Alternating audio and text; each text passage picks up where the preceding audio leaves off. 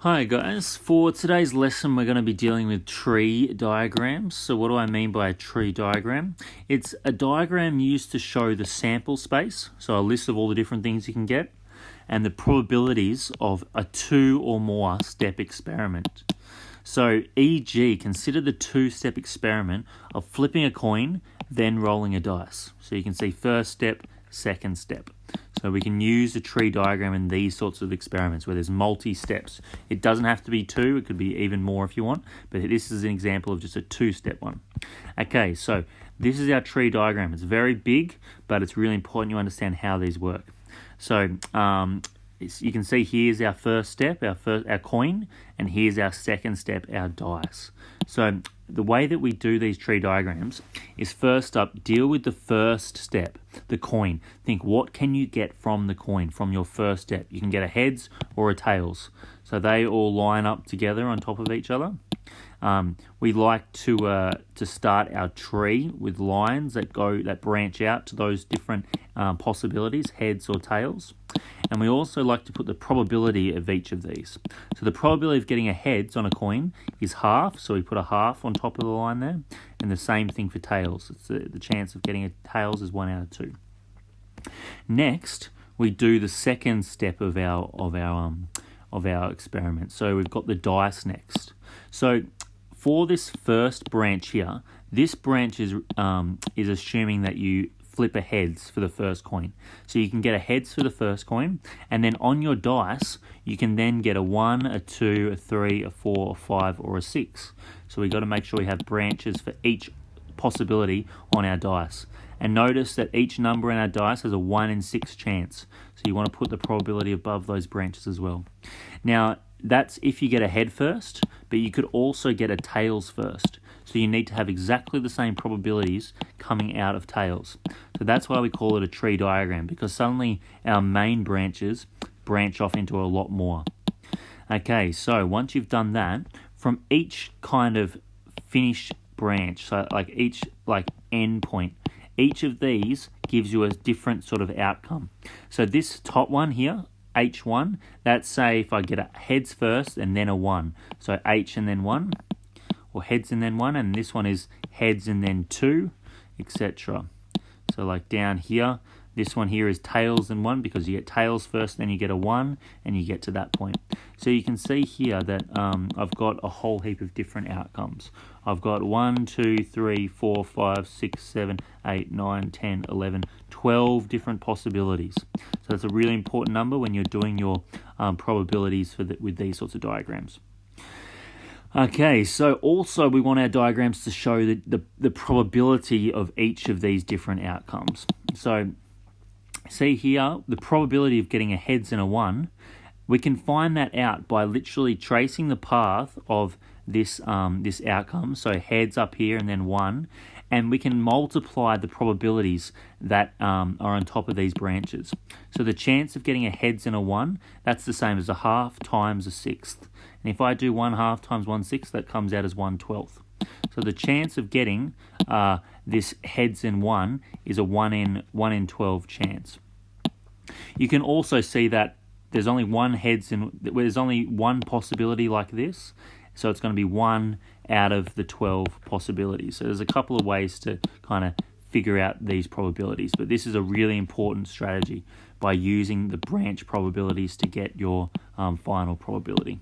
So you'll notice that seeing how all the probabilities for each branch are the same for each section, like they're all half and these are all 1/6, you're going to find that each different outcome is always going to be 1/12. It's going to be the same probability for each one. But it is important that you're doing these tree diagrams properly. Okay, let's do some harder examples because there's lots of different sort of things that happen with these tree diagrams for different questions. So let's go through them. Okay, so this situation, 2 coins are tossed and a letter from the word tree is picked at random. So this is a 3-step experiment because we're tossing 2 coins and then we're picking a random letter from this word tree.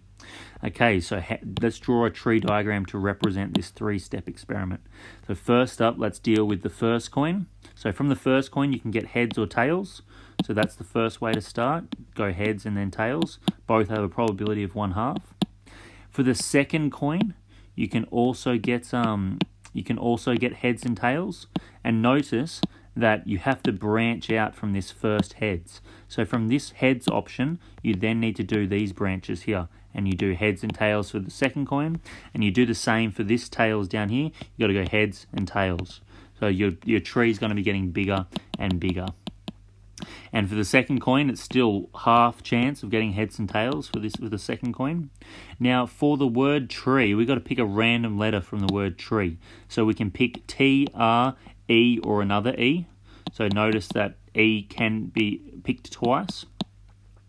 So from each of these endpoints that we get from our tree, we've got to branch out another 4 times. So that's going to happen with each of these letters. You've got to branch out and show the different options for the word tree. So you end up with a whole heap of endings. 1, 2, 3, 4, 5, 6, 7, 8, 9, 10, 11, 12, 13, 14, 15, 16. 16 different outcomes. And so what you need to do is you need to pretty much list all the different outcomes. And this is going to be our sample space, a list of all the different things you can get. So this one here is heads, T, because we got a heads here, and then a T. So that's our first one. Then the next one's going to be heads, and then an R, because we go H, and then this R instead. And then you can pretty much use this to get a full, complete list. I know this looks like it would take a very long time, but typically exam questions are going to be a lot quicker to do. But you still need to be able to understand if you're given this sort of situation. So once you go through all those, you need to also do the probabilities, which I know looks very daunting, but it's something you've got to be able to do. So for this first one here, we think to ourselves heads, T. So we're going to be we've got to multiply these branch probabilities together. So a half, 1/2 times a half times a quarter. If we do that in a calculator or in our heads, we get 1/16. And you'll notice that all the probabilities are always the same. It's always going to be half, quarter for all these probabilities. So therefore, they're all going to be the same. They're all going to be 1/16. Okay, so using this tree diagram, determine the following probabilities. So what's the probability of getting a heads and a tails and the letter E? So I want a heads, I want a tails, and I want the letter E. It doesn't matter the order. So how many of these outcomes give me a heads, a tails, and an E? So I look through them. There's a heads, a tails, and an E. There's a heads, tail, and E. There's a heads, tail, and E. And there's a heads, tail, and E. So there's 4 different possibilities. Sorry, they should be in purple, not blue, because we got them from the purple section. Okay, so so there's 4 different possibilities that I've circled there. So that means that our probability is going to be 4 out of the possible 16 possibilities. So 4/16 simplifies to 1/4 chance that you're going to get a heads and a tails and the letter E. There's a second method here that will work. So you can also take the four things I've circled here, 1, 2, 3, 4, you can take their probabilities over here. So 1, 2, 3, 4. So these things that I've circled over here, they're all 1/16. You can just add these together.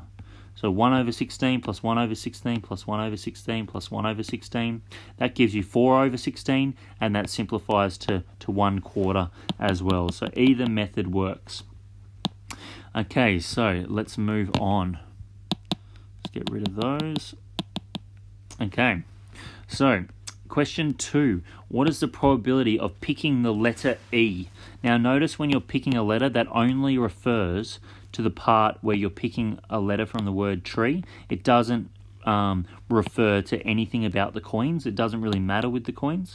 So really you can just focus on just that act of picking a letter. In the letter tree, there's 2 E's out of 4 letters. So it's going to be just 2 out of 4. That simplifies to 1/2. So with these sorts of questions where it's just honing in on one part of the experiment, you don't have to worry about the tree diagram. That's only if you're concerned with probabilities like this, where you're concerned with all 3 parts of the experiment. Okay, so moving on, question 2. So, a bag contains 3 red marbles, 2 blue marbles, and 10 green marbles. And 2 marbles are picked at random. So this is a 2-step experiment because we're picking 2 marbles out of the bag. Draw a tree diagram if the marbles are picked with replacement. So with replacement pretty much means that when you pick the first marble, they put it back, they replace that marble. So you can pick that same marble again if you're lucky enough. So it's really important to understand that these tree diagrams are very different if you have replacement, if you're kind of putting that marble back, if you can get that marble double. Okay, so let's see what we have to do. So for our tree diagram, we think to ourselves, well, firstly, we've got our first marble here, and then in our second row, we've got our second marble. So for the first marble, you can get red, blue, or green. So they're going to go in a row. We're going to do our branches to each of these options. And we've got to think about the probabilities for each of these options. What's the chance of getting red with the first marble? So I might, just to make sure we know what's going on, I'll put in black. I'll go first marble, and up here is the second marble. Okay, so what's the chance of getting a red with the first marble? So, well, you got to think to yourself, how many marbles are there, and how many red marbles are there? So there's 3 red marbles, and there's 15 marbles in total. So your chance of getting a red is going to be 3 out of the total of 15. The chance of getting a blue marble is going to be 2 out of 15, and the chance of getting a green marble is going to be 10 out of 15. So we need to put those probabilities in the right spots. And then we got to then deal with the second marble. So because we assume first that maybe we got a red marble first. So if we get a red first, we're going to put that marble back into the bag. So therefore, we're still going to have 15 marbles in the bag for our second marble. So therefore, the probabilities will not change. It's still going to be exactly the same probabilities you see down here. So the probabilities up here are just the same, 3 out of 15, 2 out of 15, 10 out of 15. And that's going to be the same case even if you pick the blue first, or even if you pick the green first. There's still going to be the same probabilities. Okay, so once you've done that, you need to get your different outcomes. So here we've got R, red and red, so you got RR, or you could have red, blue, and you get that one, etc. And we need to be able to figure out the probabilities for each of these different options. So for example, red, red, that would be 3 over 15 times 3 over 15, and that gives you 9 over 225. Red, blue, that would be 3 over 15 times 2 over 15, that gives you 6 over 225. Going down here, like green and then red, that would be 10 over 15 times 3 over 15, and that gives you 30 over 225. And yeah, so you need to make sure you do that for all the different options. You can see here that there's 1, 2, 3, 4, 5, 6, 7, 8, 9 different options, but they have very different probabilities because of the different amounts of colors. So this is with these sorts of questions, when the probabilities are changing each time, it's really important to use these numbers over here for your calculations. Okay, question B. Draw a tree diagram if the marbles are picked without replacement. So now we got to draw a tree diagram for this bag of marbles, but the marble you pick first is not replaced. So it's going to completely change how many marbles are in the bag and what different colors there are, etc. So how does it look if there's not replacement? So this one gets a lot of people because you've got to remember that your probabilities are changing each time because marbles are not being put back into the bag.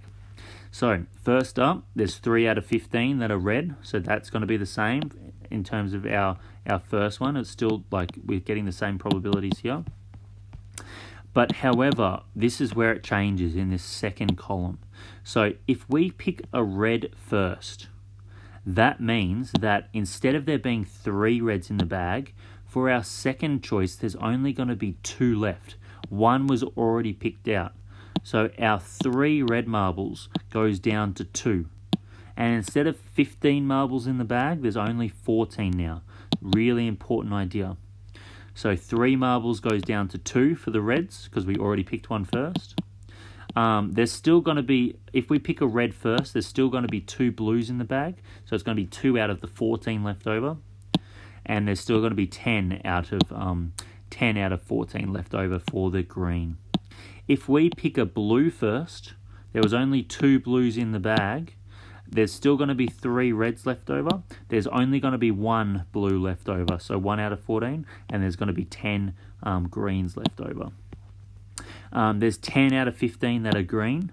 So if we pick a green first, there's still going to be 3 reds. There's still going to be 2 blues, but there's only going to be 9 greens left over, 9 out of 14.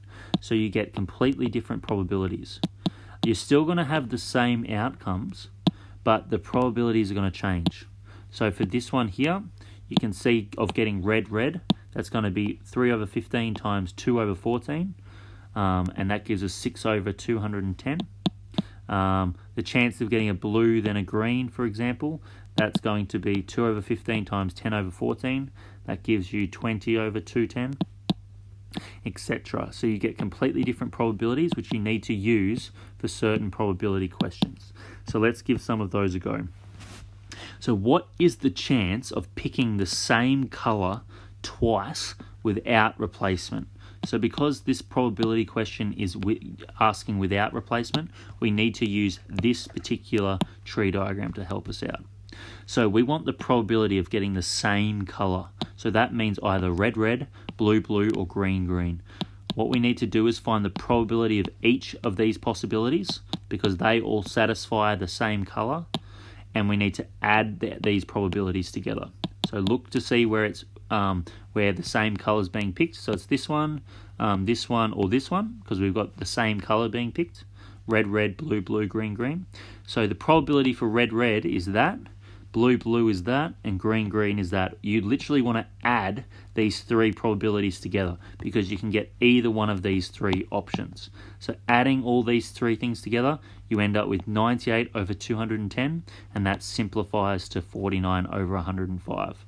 So 49 out of 105, that is 49 is almost halfway, like 49 out of 105, it's like close to like 50%. It's a little bit under.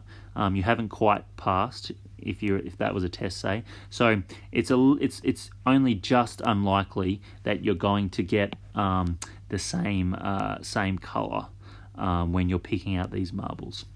So I hope these help you with the questions. Good luck.